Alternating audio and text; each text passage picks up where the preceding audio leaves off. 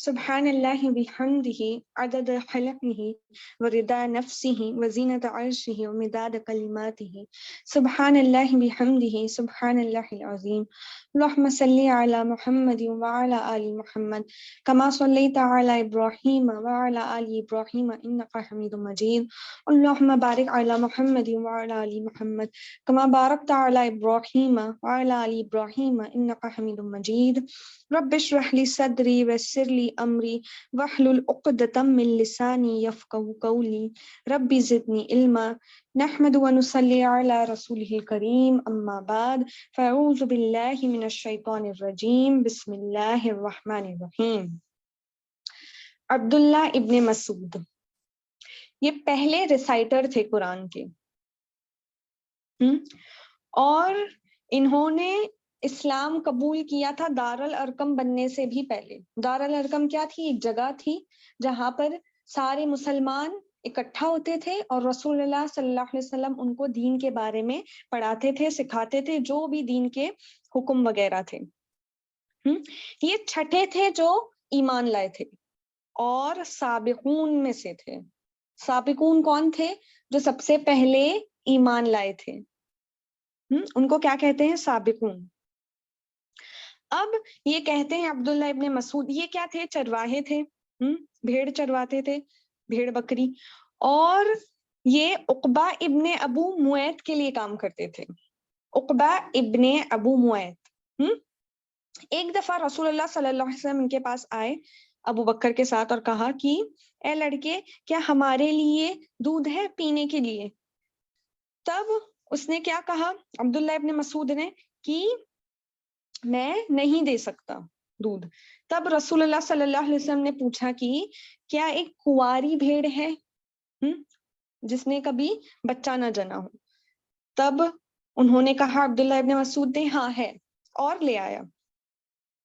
تب رسول اللہ صلی اللہ علیہ وسلم نے اسے پکڑا، اللہ سے دعا کی، اور جس کا تھن تھا اسے پکڑ کر دعا کی کہ اللہ سے بھر دے، اور ابو بکر نے ایک گہرا پتھر لے آیا۔ پھر اس پتھر میں، یعنی وہ ایسا گہرا تھا، برتن جیسا تھا، انہوں نے کیا کیا؟ دودھ دھوا، اور ابو بکر نے اس دودھ کو پیا اور رسول اللہ صلی اللہ علیہ وسلم نے پیا۔ اور پھر کیا کہا کہ اس سے کہا کہ وہ جو یعنی تھن تھا کہ واپس ویسی ہی ہو جا، اور وہ ہو گئی۔ جب عبداللہ ابن مسعود نے یہ دیکھا تو بہت چونک گئے، کیونکہ یہ ایک معجزہ تھا۔ اللہ سے دعا کی اور اس جو بھیڑ تھی اس میں کیا آ گیا؟ دودھ آ گیا، اور انہوں نے وہ دودھ پیا۔ تب انہوں نے کہا رسول اللہ صلی اللہ علیہ وسلم سے کہ مجھے بھی سکھائیے، آپ نے کیا ایسی دعا کی ہے؟ تب رسول اللہ نے یہ فرمایا کہ تم پہلے ہی سیکھے ہوئے ہو۔ اب دیکھیے، یہ ایک معجزہ تھا عبداللہ ابن مسعود کے لیے، اور کافی تھا کہ وہ ایمان لائے۔ ان کا دل یہ دیکھ کر بہت زیادہ احساسوں سے بھر گیا تھا، اور بہت زیادہ وہ چونک گئے تھے، کیونکہ ایک یہ کھلا معجزہ دیکھ لیا تھا۔ آپ سوچئے، پہلے کے لوگ معجزے دیکھ کر بھی ایمان نہیں لائے۔ جو پہلے کے لوگ گزرے، موسیٰ علیہ السلام نے تو کتنے معجزے دکھائے تھے، پھر بھی کچھ لوگ کیسے تھے؟ بہت زیادہ ہٹ دھرم تھے، وہ لوگ ایمان نہیں لائے۔ انسان کی خود کی چاہت ہونی چاہیے، اس کا دل نرم ہونا چاہیے کہ اس میں کیا آ جائے؟ اللہ کا دین آ جائے، اللہ کا جو یہ کتاب ہے، جو یہ علم ہے، یہ بس جائے۔ یہ سخت دلوں میں نہیں بستا، دل کیا ہونا چاہیے؟ نرم ہونا چاہیے۔ اب رسول اللہ صلی اللہ علیہ وسلم کو سب سے بڑا معجزہ کیا ملا ہے؟ قرآن، جو کھلے طور پہ دکھتا نہیں ہے کہ یہ معجزہ ہے۔ اگر دکھتا تو کیا ہوتا؟ بہت زیادہ لوگ کیا ہوتے؟ ایمان لے آتے۔ لیکن ایمان وہی لائیں گے جو اللہ چاہے گا جن کو ہدایت دینا، اور انسان خود بھی چاہے گا۔ یہ ہم دعائیں کرتے ہیں کہ اللہ سے ہدایت دے، انسان کو خود بھی چاہنا چاہیے اس کی ہدایت کے لیے۔ تو رسول اللہ صلی اللہ علیہ وسلم کو قرآن ایک معجزے کی طور پر دیا گیا۔ پہلے کے رسولوں کو واضح طور پہ نشانیاں دی گئیں، جیسے موسیٰ علیہ السلام کو لاٹھی دی گئی، وہ پھینکتے تھے تو وہ سانپ بن جاتی تھی، ہاتھ نکالتے تھے بازو سے تو کیا ہو جاتا تھا؟ سفید ہو جاتا تھا۔ یہ سب واضح نشانی تھی. لیکن اب ہمیں یہ میریکل جو ملا ہے قرآن میں وہ کیسے کرنا ہے؟ ہمیں اب اسے پڑھنا ہے اور اس کے میریکل سمجھنا ہے. اسی کتاب میں ہے میریکل، جو معجزے ہیں وہ یہی کتاب میں ہے، اللہ کی ہی کتاب میں. لیکن ہمیں تھوڑی محنت کرنی پڑے گی اس دفعہ. ہمیں پڑھنا ہے، یہ واضح طور پر نہیں دکھیں گے، لیکن جب آپ پڑھیں گے، اس کو سمجھیں گے، تب آپ کو لگے گا واقعی میں یہ کیا ہے، یہ ایک معجزہ ہے. پھر کیا ہوا؟ عبداللہ ابن مسعود نے کیا لایا؟ ایمان لے آیا. اب دیکھیے یہ بہت ہی کمزور، یعنی ان کی جو شخصیت تھی وہ تو کمزور تھی، لیکن ان کے جو فزیکل ایٹریبیوٹ تھے وہ بھی یہ کیسے تھے؟ ایک دم دبلے پتلے سے تھے، کم ہائٹ تھی. اب یہ غریب بھی تھے، چرواہے تھے. تو جب یہ یعنی قریش کی جو محفلیں لگتی تھیں اور یہ وہاں سے ان کا گزر ہوتا تھا، تو وہ کیا کرتے تھے؟ جلدی جلدی وہاں سے چل کے اپنی نظریں جھکا کر، اپنی منڈی جھکا کر وہ وہاں سے گزر جاتے تھے. لیکن جب انہوں نے اسلام قبول کیا تو یہ کعبہ گئے. یعنی ان لوگوں کو ایک ہچک ہوتی تھی، کیونکہ دیکھیے جو جگہیں بہت امپورٹنٹ ہوتی ہیں وہاں پر ترجیح بھی کس کو دی جاتی ہے؟ جو لوگ کے پاس پیسہ ہوتا ہے، پار ہوتا ہے، اتنا رتبہ ہوتا ہے. ایسی جگہوں پر بھی کون حکم کرتے ہیں؟ جو لوگ پیسے والے ہوتے ہیں. تب کیا تھا؟ ان کے دل میں بھی اسلام قبول کرنے سے پہلے ایک خوف تھی، ایک ہچک تھی. لیکن جب انہوں نے اسلام کو قبول کیا تو پھر کیا ہوا؟ وہ بنا کسی سے ڈرے کعبہ کے پاس جانے لگے، اور ایک دفعہ وہ سورہ الاق کی آیتیں پڑھنے لگے. ہوا یہ کہ الزبیر کہتے ہیں کہ عبداللہ ابن مسعود پہلے تھے جنہوں نے کھلے طور پر قرآن کیا کیا تھا؟ قرآن پڑھا تھا رسول اللہ صلی اللہ علیہ وسلم کے بعد. ٹھیک ہے، کیونکہ رسول اللہ صلی اللہ علیہ وسلم پڑھتے تھے قرآن کھلے میں. اب کیا ہوا؟ رسول اللہ صلی اللہ علیہ وسلم کے ساتھ سارے صحابہ بیٹھے ہوئے تھے. انہوں نے کہا اللہ کی قسم قریش نے کبھی بھی قرآن نہیں سنا ہے. کوئی ایسا شخص نہیں ہم میں جو جا کر ان کے پاس یہ قرآن سنائے. تب عبداللہ ابن مسعود نے کیا کہا کہ میں سناؤں گا قرآن، میں پڑھوں گا قرآن. تب انہوں نے کہا، تب جو صحابہ بیٹھے ہوئے تھے ان لوگوں نے کہا کہ ہمیں ڈر ہے کہ آپ کو وہ لوگ تکلیف پہنچائیں گے. ہمیں ایک ایسا شخص چاہیے جس کا خاندان ہو اس کے پیچھے، جو اسے کیا اس کی حفاظت کرے. یعنی یہ لوگ جو ایلیٹ فیملی کے تھے، جو پیسے والے لوگ تھے، ان پر یہ لوگ اٹیک نہیں کرتے تھے، ان کو مارتے نہیں تھے. لیکن جو غریب تھے، جو غلام تھے، ان پر ان کا زور چلتا تھا. ان کو یہ لوگ کیا کرتے تھے؟ مارتے پیٹتے تھے. تو انہوں نے کیا کہا؟ عبداللہ ابن مسعود نے کیا کہا کہ مجھے جانے دیجیے، اللہ میری حفاظت کرے گا. اب وہ گئے اور انہوں نے سورہ رحمان کی آیتیں پڑھنا شروع کی. ٹھیک ہے، سورہ رحمان کی آیتیں پڑھی، اور جیسی وہ پڑھتے گئے تب قریش ان کو گھورنے لگے، اور ان لوگوں نے کہا کہ کیا پڑھ رہے ہیں یہ وہی پڑھ رہے ہیں جو محمد صلی اللہ علیہ وسلم لے آئے. اور پھر ان کے پاس گئے اور ان کو مارنے لگے، بہت زیادہ مارنے لگے. اور انہوں نے جتنا اللہ نے چاہا اتنا قرآن انہوں نے سنایا، اور وہ اپنے دوستوں کے پاس، یعنی جو باقی صحابہ تھے ان کے پاس وہ واپس آئے. ان کے جسم پہ اور چہرے پہ کیا سب چوٹ کے نشان تھے. اور ان لوگوں نے کہا کہ ہمیں اسی بات کا ڈر تھا کہ آپ کے ساتھ وہ لوگ یہ کریں گے. پھر عبداللہ ابن مسعود نے کہا کہ آج وہ لوگ میری نظر میں سب سے زیادہ گر گئے، میری نظروں میں آج ان لوگوں کی کوئی قیمت نہیں ہے، اور اگر آپ لوگ چاہتے ہیں کہ میں دوبارہ جاؤں قرآن پڑھوں، میں پھر سے کروں گا کل. ان لوگوں نے کیا کہا؟ نہیں، یہ کافی ہے. ان لوگوں نے وہ سن لیا ہے جو وہ ناپسند کرتے تھے. اب دیکھیے عبداللہ ابن مسعود نے وہ معجزہ دیکھا تھا رسول اللہ صلی اللہ علیہ وسلم نے جب دعا کی تھی، ابو بکر تھے ان کے ساتھ. تب یہ معجزہ دیکھ کر انہوں نے یہ نہیں سوچا تھا کہ ایک دن وہ خود ہی کیا بنیں گے؟ ایک معجزہ بنیں گے.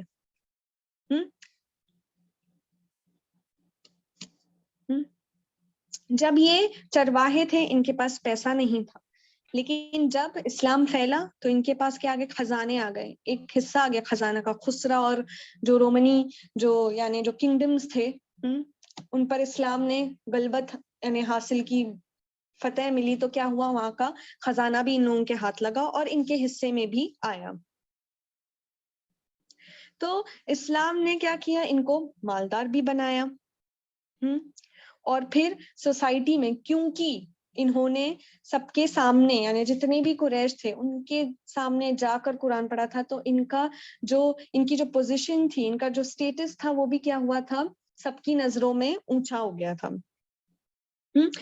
اور رسول اللہ صلی اللہ علیہ وسلم نے جو بات کہی تھی ان کے بارے میں کہ آپ کیا ہیں, آپ کے پاس پہلے سے ہی علم ہے, اس وقت جس وقت انہوں نے کیا کہا تھا کہ مجھے بھی سکھائیے, تب رسول اللہ نے یہ فیوچر بتایا تھا کہ آپ کے پاس, یعنی وہ یہ بتانا چاہ رہے تھے کہ انہیں یہ پتا تھی کہ یہ اسلام قبول کریں گے اور ان کے پاس کیا آئے گا, ان کے پاس علم آئے گا. یاد رکھیے, عبداللہ ابن مسعود کہتے ہیں کہ انہوں نے رسول اللہ صلی اللہ علیہ وسلم کے منہ سے 70 سورہ یاد کی تھی. جب رسول اللہ صلی اللہ علیہ وسلم پہ وحی ہوئی اسی دوران 70 سورہ تب کے تب انہوں نے یاد کی تھی. اور وہ کہتے تھے کہ میری سمجھ زیادہ ہے قرآن میں باقی سب لوگوں سے, یعنی وہ زیادہ جانتے تھے قرآن کے بارے میں, اور وہ یہ کھلے طور پر کہتے بھی تھے, یہ بیان کرتے تھے ان کے بارے میں کہ مجھے زیادہ سمجھ ہے اللہ کی کتاب کی. اب دیکھیے, یہ جو بات ہے ان کے بارے میں, رسول اللہ صلی اللہ علیہ وسلم نے ان کے بارے میں یہ تک کہا ہے کہ جو بھی قرآن سننا چاہتا ہے, جیسے مجھ پر اترا تھا, جیسے مجھ پر وحی کی گئی تھی, وہ عبداللہ ابن مسعود کے منہ سے سنے. اور جو پڑھنا چاہتا ہے جیسے مجھ پہ وحی کی گئی تھی, تو پھر وہ کس کے طریقے سے پڑھے, عبداللہ ابن مسعود کے طریقے سے پڑھے. اب دیکھیے, یہ یاد کریے کہ عبداللہ ابن مسعود وہ وقت قریش, جو یعنی قریش کی محفل جمی تھی اور وہ لوگ بیٹھے تھے, وہاں جا کر انہوں نے قرآن پڑھنے کی ہمت کی تھی, جبکہ وہ جانتے تھے کہ وہ لوگ کیا کریں گے, ان کو ماریں گے. پر وہ کیا بول کر نکلے کہ اللہ میری حفاظت کرے گا. توکل کس پر کیا, اللہ پر. یہاں پر ایک بہت امپورٹنٹ لیسن ہے. دیکھیے اللہ تعالیٰ نے ان کو بدلہ کیا دیا, کتنی اچھی جزا دی کہ رسول اللہ صلی اللہ علیہ وسلم خود بول رہے ہیں کہ اگر آپ سننا چاہتے ہیں جیسا مجھ پہ اترا تھا, تو کس کے منہ سے سنیے, عبداللہ ابن مسعود کے منہ سے سنیے.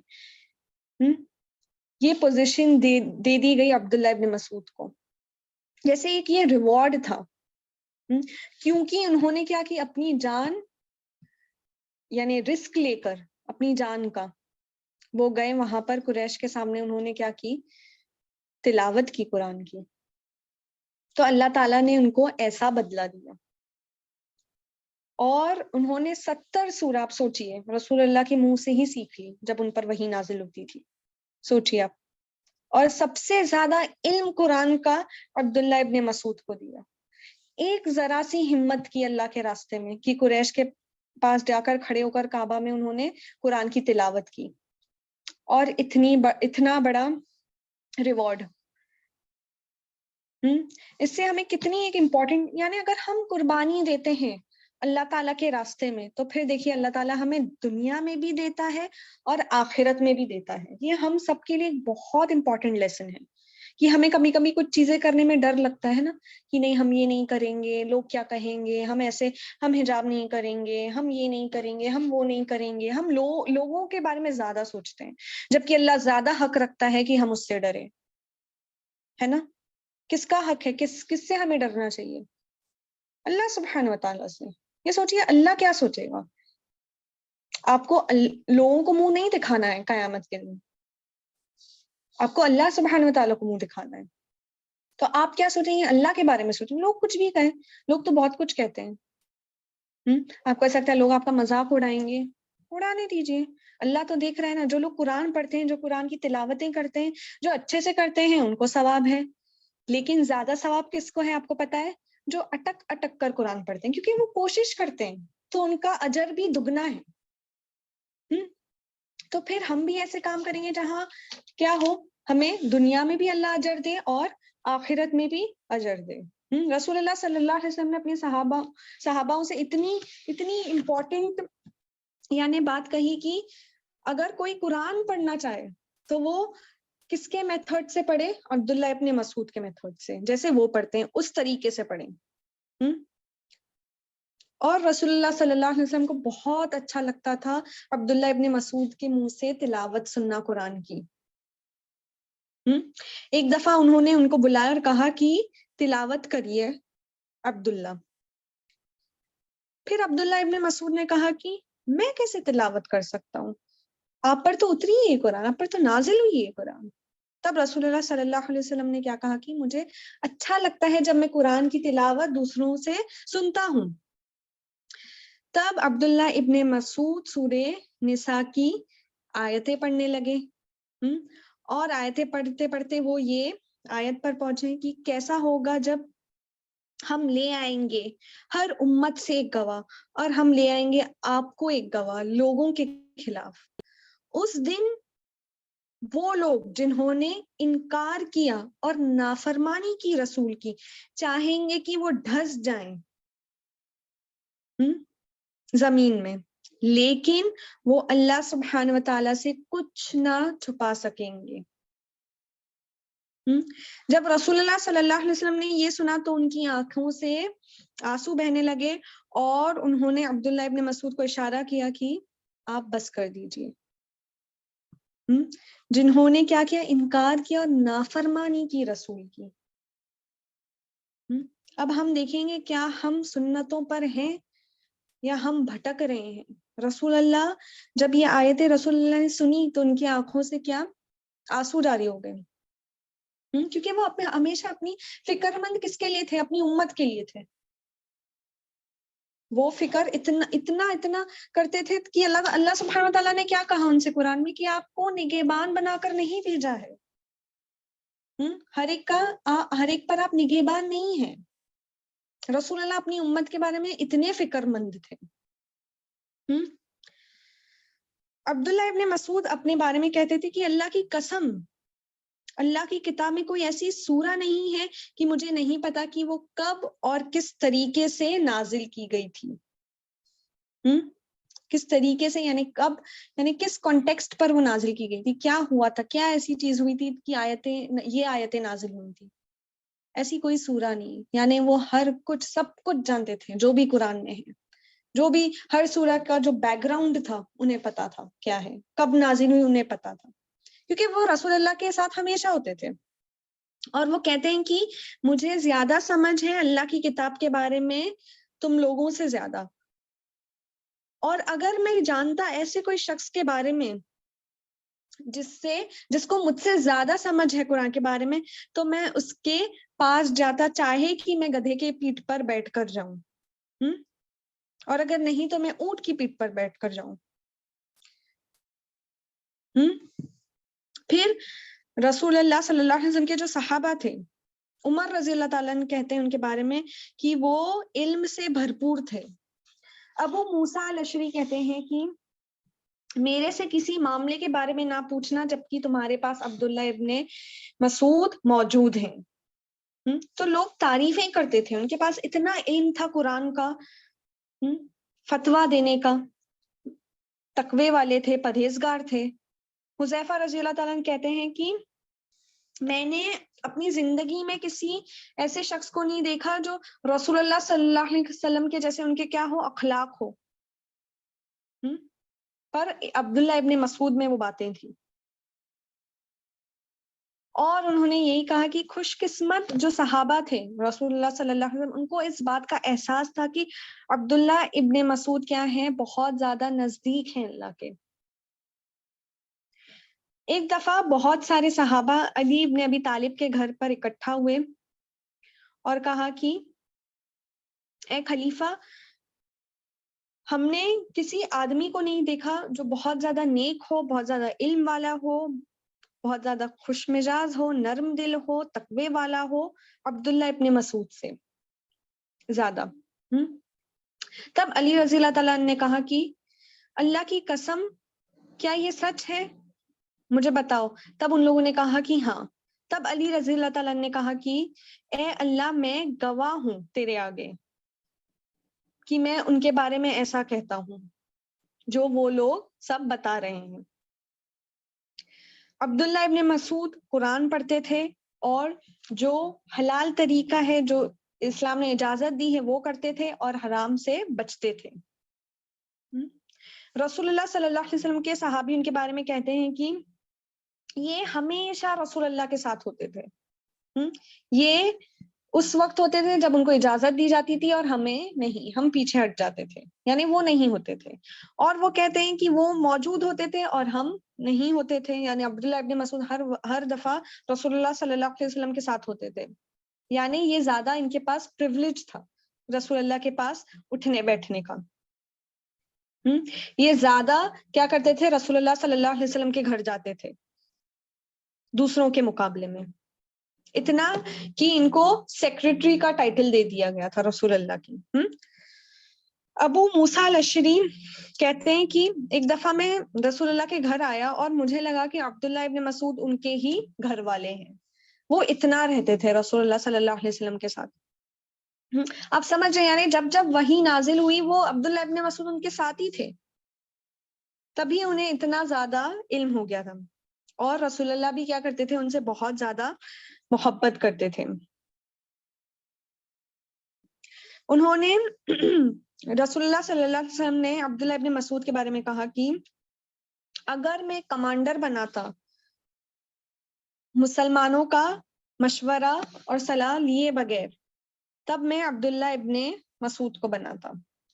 جیسا کہ انہوں نے کیا کہا تھا کہ عبداللہ ابن مسعود کے طریقے پر آپ لوگ، یعنی ان کا جو طریقہ ہے وہی اپنائیے. رسول اللہ صلی اللہ علیہ وسلم نے ان سے کہا تھا کہ میری اجازت ہے کہ آپ پردے اٹھائیں، یعنی کہ آپ میرے گھر دن کے کسی بھی وقت آ سکتے ہیں، دن کے کسی بھی وقت، رات میں بھی آپ میرے گھر کا دروازہ کھٹکھٹا سکتے ہیں. اسی لیے جو صحابہ تھے ان لوگوں نے کیا کہا تھا کہ ان کو اجازت تھی ان کے ساتھ بیٹھنے کی اور ہمیں نہیں تھی، اور وہ موجود ہوتے تھے اور ہم نہیں ہوتے تھے. اتنی گہری دوستی ہونے کے بعد بھی عبداللہ ابن مسعود نے ہمیشہ ان کی عزت کی، رسول اللہ صلی اللہ علیہ وسلم کی. اور ان کے گزرنے کے بعد بھی رسول اللہ کے، جب بھی وہ رسول اللہ صلی اللہ علیہ وسلم کی کوئی بات بولتے تھے تو وہ بہت زیادہ گھبرا جاتے تھے. کیوں؟ کیونکہ انہیں ڈر تھا کہ کہیں وہ کچھ ایک لفظ بھی وہ غلط نہ بول دیں. عمرو ابن میمون کہتے ہیں کہ میں بہت زیادہ ملاقات کرتا تھا عبداللہ ابن مسعود سے ایک سال میں، اور پھر کیا ہوا کہ جب بھی رسول اللہ صلی اللہ علیہ وسلم کا نام آتا، وہ زیادہ بات نہیں کرتے تھے عبداللہ ابن مسعود رسول اللہ صلی اللہ علیہ وسلم کے بارے میں، لیکن جب بھی کہتے تو وہ ڈر سے، خوف سے ہلنے لگتے تھے. اور پھر کیا کہتے تھے، جب بھی وہ کہتے تھے رسول اللہ نے یہ کہا تو وہ رک جاتے تھے اور کیا کہتے تھے، رسول اللہ نے شاید کچھ ایسا کہا تھا، کچھ ایسا کہا، کیونکہ انہیں ڈر تھا. آج کیا ہو رہا ہے، بدعتیں عام ہو گئی ہیں. یہاں صحابہ ان سے ہی سیکھ کر کچھ بھی بولنے میں ڈرتے تھے، یعنی ایک لفظ بھی یہاں کا وہاں نہ ہو جائے. کس سے سیکھا ہے؟ رسول اللہ سے خود سیکھا ہے. ان کی موجودگی میں ان سے ہی علم سیکھ کر یہ لوگ ڈر رہے ہیں کہ ایک لفظ بھی یہاں کا وہاں نہ ہو جائے. اور آج یہ امتوں میں کیا ہو گئی ہے، یہ امت میں بدعتیں عام ہو گئی ہیں. ایسا طریقہ جو رسول اللہ نے کیا ہی نہیں.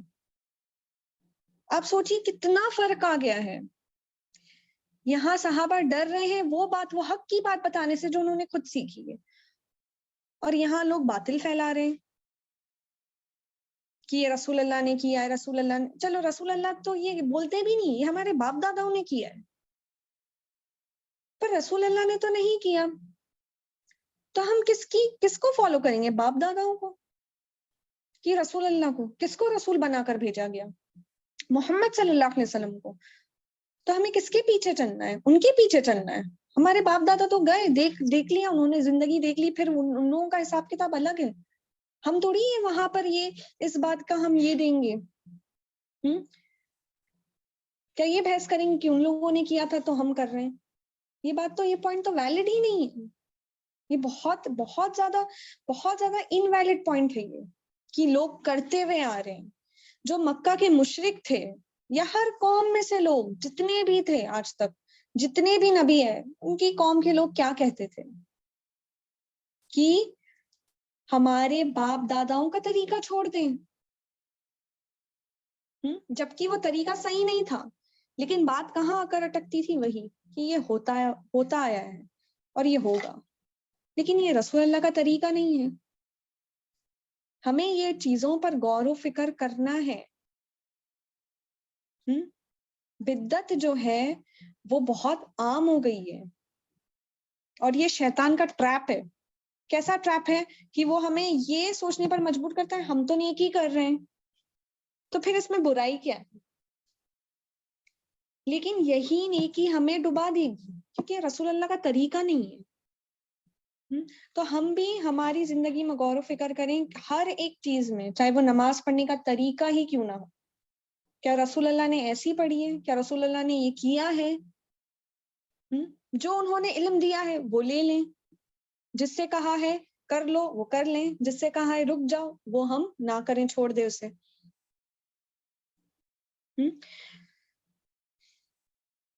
علقمہ ابن قیس کہتے ہیں کہ ابن مسعود ہر جمعرات کو وہ کیا کرتے تھے؟ بیان دیتے تھے، اور جب بھی وہ کہتے تھے کہ رسول اللہ نے یہ کہا تو ان کے ہاتھ میں جو لکڑی تھی وہ رک جاتے تھے، جس سے وہ سہارا لے رہے تھے، وہ لکڑی ہلنے لگتی تھی۔ اتنا ڈر، حق بات جو وہ کر رہے ہیں، کہ وہ لوگ ڈرتے تھے کہ یہاں سے وہاں لفظ نہ ہو جائے، کہ ہماری پکڑ ہوگی اگر ہم نے غلط، یہ جو حدیثیں بھی جو ہیں جو فیبریکیٹڈ ہوتی ہیں، جو گھڑی ہوئی ہوتی ہیں، سوچئے کتنا گناہ ہے، کتنا گناہ ہے گھڑی ہوئی حدیثیں سنانا، یعنی جھوٹ باندھنا ہے یہ اللہ کے رسول پر۔ اور یہاں صحابہ سچ بول، یعنی جو حق بات ہے وہ بول رہے ہیں، اور ان کی کیا ہو رہی ہے؟ ان کی جو ہاتھ میں لکڑی ہے وہ ہلنے لگی، ڈر سے، خوف سے کہ کہیں کوئی لفظ غلط نہ نکل جائے۔ مسروق کہتے ہیں کہ ایک دن عبداللہ ابن مسعود بیان دے رہے تھے اور انہوں نے کہا کہ میں نے سنا تھا رسول اللہ صلی اللہ علیہ وسلم کو یہ کہا، اور وہ رک گئے اور وہ کہنے لگے کہ کچھ ایسا کہا تھا انہوں نے۔ مطلب رسول اللہ صلی اللہ علیہ وسلم کی اتنی وہ عزت کرتے تھے، اور وہ کیا چاہتے تھے؟ ان کا مقصد کیا تھا؟ کہ جیسا انہوں نے سیکھا ہے، کیونکہ ان کے پاس علم بہت زیادہ تھا قرآن کا، تو وہ کیا چاہتے تھے کہ وہ ویسی ہی اسے سکھائے، اس میں کوئی ایڈیشن نہیں، کوئی ڈیلیشن نہیں۔ عبداللہ ابن مسعود رسول اللہ صلی اللہ علیہ وسلم کی کمپنی میں ہمیشہ ہوتے تھے، ہمیشہ اٹھ بیٹھتے تھے ان کے ساتھ، ہر لڑائی میں حصہ لیا۔ ان کو عمر رضی اللہ تعالیٰ عنہ نے بیت المال کا، کوفہ میں بیت المال کا ہیڈ بنایا، اور کہا وہاں کے لوگوں سے کہ اللہ کی قسم کوئی الہ نہیں سوائے اس کے، کوئی خدا نہیں سوائے اس کے۔ آپ لوگ جانتے ہیں کہ میں نے اس شخص کو، یعنی عبداللہ ابن مسعود کو، میرے اوپر ترجیح دی ہے اور آپ لوگوں کی طرف بھیجا ہے، اور کوفہ کے لوگ بھی ان کو بہت پسند کرتے تھے۔ اب یہ لوگ ایسے تھے کہ یہ لوگ یعنی جو بھی گورنر آتا تھا یا بیت المال کا جو ہیڈ بنتا تھا، ان کے خلاف یہ لوگ تھوڑا سا، یعنی یہ لوگ خلاف بولتے تھے، لیکن عبداللہ ابن مسعود کے خلاف کسی نے کچھ بھی نہیں کہا، یہاں تک کہ عثمان رضی اللہ تعالیٰ کی خلافت میں انہوں نے عبداللہ ابن مسعود کو اپنی پوزیشن سے ہٹایا۔ تب لوگوں نے کیا کہا؟ ان کو گھیر لیا عبداللہ ابن مسعود کو اور کہا کہ آپ مت جائیے، آپ ہمارے ساتھ رکیے، ہم آپ کی حفاظت کریں گے۔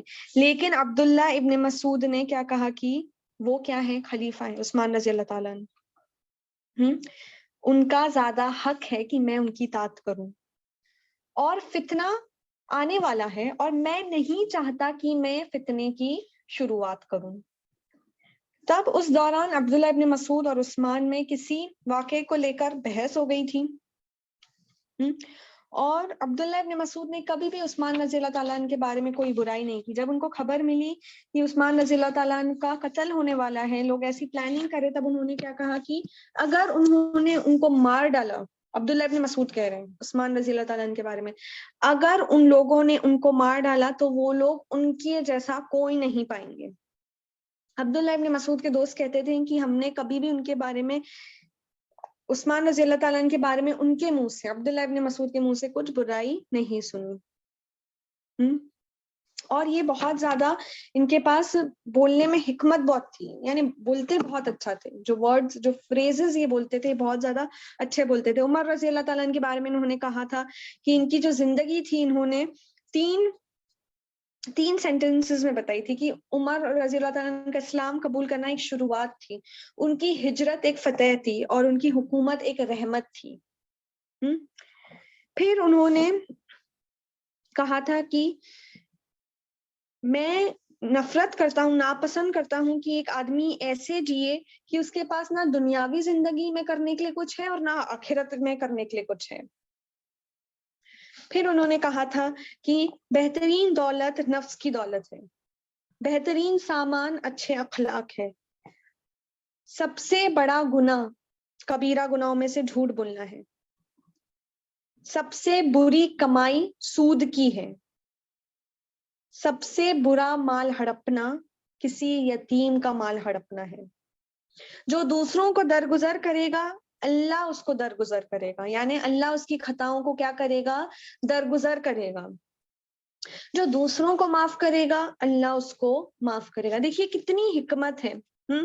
وہ کیا کہہ رہے ہیں، سب سے پہلے تو کہہ رہے ہیں کہ میں اس آدمی کو ناپسند کرتا ہوں جو دنیا میں بھی ایسا جی رہا ہے، یعنی اس کے پاس اتنی لگژریز ہے کہ وہ کچھ نہیں کر رہا ہے، بیٹھا ہے بس، اور نہ آخرت کے لیے کچھ کر رہا ہے. ابھی ہمیں اس سے کیا پتا چلتی، دو چیزیں پتا چلتی ہیں کہ ہمیں ہمارے دنیا کے بھی گولز رکھنے ہیں، دنیا میں بھی ہمیں کچھ نہ کچھ کرنا ہے، اور ہمیں آخرت کے لیے بھی کچھ گولز رکھنے ہیں. سب سے بہترین سامان وہ کیا کہتے ہیں کہ کیا ہے، اچھے اخلاق، کیونکہ وہ ہمیں دونوں جگہ کیا کریں گے، کام آئیں گے، فائدہ دیں گے، دنیا میں بھی آخرت میں بھی. سب سے بہترین دولت نفس کی دولت، جو نفس پاک ہے، نیک ہے، تقوی والی ہے، وہ کیا کرے گی، اس کے لیے تو جنت ہے. جھوٹ بولنا سب سے بڑا گناہ ہے، وہ بول رہے ہیں کبیرہ گناہوں میں سے ورسٹ ہے جھوٹ بولنا. دیکھیے جھوٹ بولنے سے سامنے والے کا نقصان ہوتا ہے. ایک چھوٹا سا اگر میں آپ لوگوں کو اگزامپل دوں، جیسے ہم گھر سے نکلتے ہیں، ٹھیک ہے، ہم کوئی ہمارا انتظار کر رہا ہے، اب ہم اسے بول رہے ہیں کہ ہم اسے جھوٹ بولنا نہیں سمجھتے ہیں، ہم اسے سمجھتے ہیں یہ تو کچھ نہیں ہے، یہ گنتی میں نہیں آتا جھوٹ کی. ہم اسے بول رہے ہیں کہ ہم 5 منٹ میں پہنچ رہے ہیں، جبکہ آپ جانتے ہیں وہاں پہنچنے کے لیے آپ کو 20 منٹ لگے گا. اب دیکھیے یہاں کیا ہوا، وہ انسان وہاں پر انتظار کر رہا ہے، ہو سکتا ہے اس کے وہاں کچھ پلانز ہو، وہ کچھ کر لے، لیکن آپ اسے کیا بول رہے ہیں، میں 5 منٹ میں پہنچ رہا ہوں، تو وہ اس نے اس کے پلانز ڈیلے کر دیے. ہو سکتا ہے 15-20 منٹ میں وہ کہیں پھر کر آ جاتا، کہیں ہو کر آ جاتا، وہ اپنا کام کچھ نپٹا لیتا. لیکن آپ نے کیا کیا، آپ نے بولا میں 5 منٹ میں پہنچ رہی ہوں، تو اس کا نقصان ہوا. جھوٹ آپ نے بولا لیکن نقصان کیا ہوا، آپ کا تو نقصان ہے ہی، لیکن سامنے والا کا بھی نقصان ہو رہا ہے. اسی لیے ہمیں کیا کرنا چاہیے، چھوٹے چھوٹے جھوٹ، یعنی یہ جو وائٹ لائز بھی ہم بولتے ہیں، سفید جھوٹ جن کو ہم جھوٹ نہیں مانتے، یہ بھی جھوٹ ہیں، سارے جھوٹ ہیں. رسول اللہ صلی اللہ علیہ وسلم نے کیا کہا کہ جو جھوٹ بولنا چھوڑ دے مذاق میں بھی، اسے کیا ہے، اس کے لیے کیا اجر ہے، جنت کے بیچوں بیچ اس کے لیے گھر ہے. پھر سود کا کہا کہ سب سے بری کمائی کیا ہے، سود ہے. اب ہم سود لینا حرام سمجھتے ہیں، دینا نہیں. ہم سمجھتے ہیں دینے میں کوئی برائی نہیں، لیکن اللہ تعالیٰ نے کیا کہا ہے، اللہ تعالیٰ نے جنگ کا اعلان کیا ہے اس شخص کے خلاف جو کیا کرے، اپنی ڈیلنگ سود میں کرے. یعنی اس میں دونوں چیز آ گئی، لینا دینا دونوں. صرف لینا ہی نہیں ہے غلط، لوگ سمجھتے ہیں کہ لینا غلط ہے، سود ہم نہیں لیں گے، ہم سود نہیں کھاتے، کیونکہ اسلام میں اجازت نہیں ہے سود لینے کی، حرام ہے سود. تو ہم دے کیوں رہے ہیں پھر، جو لون وغیرہ لیتے ہیں ہم کیوں دے رہے ہیں، پھر دے کیوں رہے ہیں ہم، دونوں کی اجازت نہیں ہے. مشکل ہے، مجبوری ہے، تو ہم کو بھروسہ کس پہ کرنا ہے، توکل کس پہ کرنا ہے، اللہ پہ کرنا ہے. انتظام کرنے والی ذات کس کی ہے، اللہ سبحانہ و تعالیٰ کی ہے. دنیا کے سیکریفائسز کریں گے تبھی تو ہمیں جنت ملے گی، ایسی تھوڑی جنت ملے گی. آزمائش ہوگی تبھی تو ہمیں جنت ملے گی، ایسی ہی مل جائے گی جنت. پھر کہ ایسی سب سے برا مال ہڑپنا کون سا مال ہے؟ یتیموں کا مال ہڑپنا، جو یتیم کا حق مارتے ہیں، یتیم پر ظلم کرتے ہیں. نیکی کرنا ہے تو ہم کیا کریں گے؟ ہم رسول اللہ نے کیا کہا کہ کسی یتیم بچے کے سر پر ہاتھ پھیرو. یعنی یہ سب طریقے ہیں، یہ سب موقع مل رہے ہیں ہمیں کہ ہم کیا کریں، ہماری جو نیکیوں کا جو یعنی جو پارا ہے اس کو کیا کریں، بڑھائیں، تاکہ یہ چیزیں ہمیں وہاں کام آئیں. یہ سب چیزوں کے بارے میں ہم سوچتے ہی نہیں، ہم صرف نماز قرآن میں لگے ہوئے، نماز پڑھیے، قرآن پڑھیے، کلاسز اٹینڈ کریے، نہیں تو ہم اسے پریکٹیکلی بھی تو کریں، دوسری چیزیں بھی تو کریں. یہ تو بے شک ہمیں مل ہی رہا ہے ثواب، کہاں جا رہا ہے، یہ تو کہیں نہیں جا رہا ہے، لیکن تھوڑا ہم پریکٹیکلی بھی تو امپلیمنٹ کریں. دیکھیں ہم یتیم خانے کہاں ہیں، دیکھیں ہم ڈھونڈیں، وہاں پر جا کے مدد کریں، لوگوں کی مدد کرنا شروع کریں. یہ سب چیزیں ہمیں کام آئیں گی. مرنے کے بعد کیا کام آئے گا؟ ایک سکھایا ہوا علم، جو انسان نے کسی کو سکھایا علم، وہ کام آتا ہے. ایک نیک اولاد جو اس کے پیٹھ کے پیچھے اس کی یعنی اس کے گزرنے کے بعد دعا کر رہی ہو.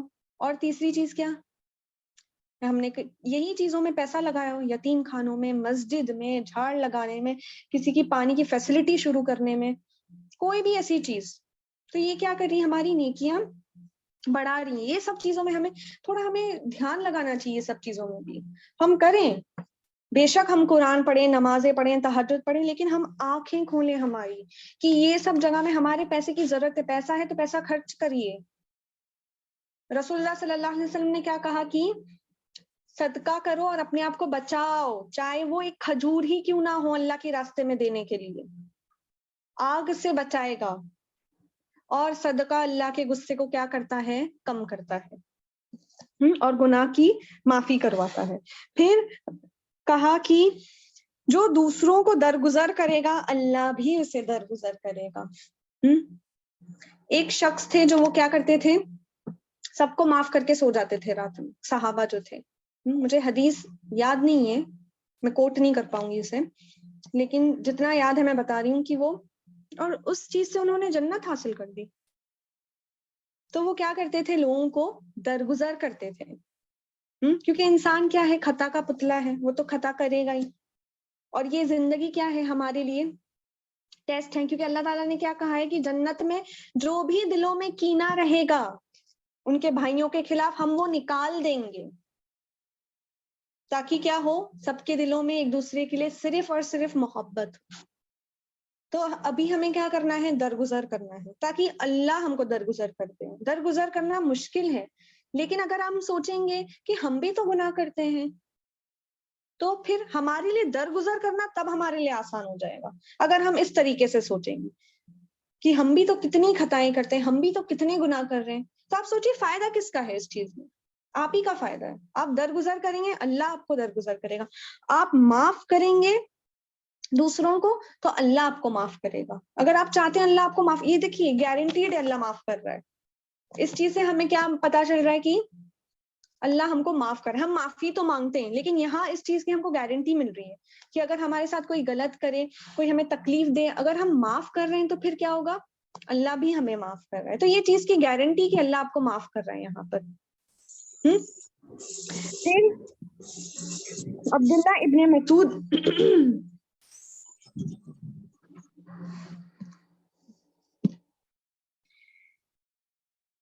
عبداللہ ابن مسعود بہت کیسے تھے؟ بہت ہی ان کا جو فریم تھا، باڈی فریم تھا، بہت ہی چھوٹا تھا. اتنی ہائٹ چھوٹی تھی کہ ایسا لگتا تھا کہ یعنی جو شخص بیٹھا ہوا ہے اس کے برابر ہی آ رہے. اتنی ان کا قد چھوٹا تھا. اور ان کے پیر کیا تھے؟ بہت پتلے تھے. ایک دفعہ وہ کسی جھاڑ پر چڑھے ٹہنیاں توڑنے اس کی، تب جو صحابہ تھے وہ ہنسنے لگے. تب رسول اللہ ان کے پیر دیکھ کر، کیونکہ وہ اتنے پتلے تھے، رسول اللہ صلی اللہ علیہ وسلم نے کہا کہ کیا تم سب عبداللہ ابن مسعود کے پیر دیکھ کر ہنس رہے ہو؟ اللہ کا جو ناپنے کا تول ہے وہ کیا ہے؟ یعنی جو انصاف کا جو اللہ ناپے گا وہ زیادہ، یہ ان کے جو پیر ہے وہ زیادہ بھاری ہے احد پہاڑ سے. رسول اللہ صلی اللہ علیہ وسلم یہ کہہ رہے ہیں. اس سے ایک اور چیز پتہ چلتی ہے کہ لوگوں کے جو فزیکل ایٹریبیوٹس ہیں ان کا ہم مذاق نہیں بنائیں. جیسا بھی بنایا ہے اللہ نے بنایا ہے، ان کے قد کا، ان کے رنگ کا، ہم یہ سب چیزوں کا کیا کریں، مذاق نہیں اڑائیں، کیونکہ ہو سکتا ہے کہ اللہ کی نظر میں کیا ہو، وہ ہم سے بہتر ہو۔ اللہ کی رحمت ان پر پڑی اور کیا ہوا، وہ عشرے مبشرہ بنے، یعنی وہ شخص جن کو دنیا میں ہی جنت کی خوشخبری مل گئی تھی۔ عشرے مبشرہ کون ہے، وہ لوگ ہیں، وہ 10 لوگ ہیں جن کو جنت کی خوشخبری دنیا میں ہی دی گئی تھی۔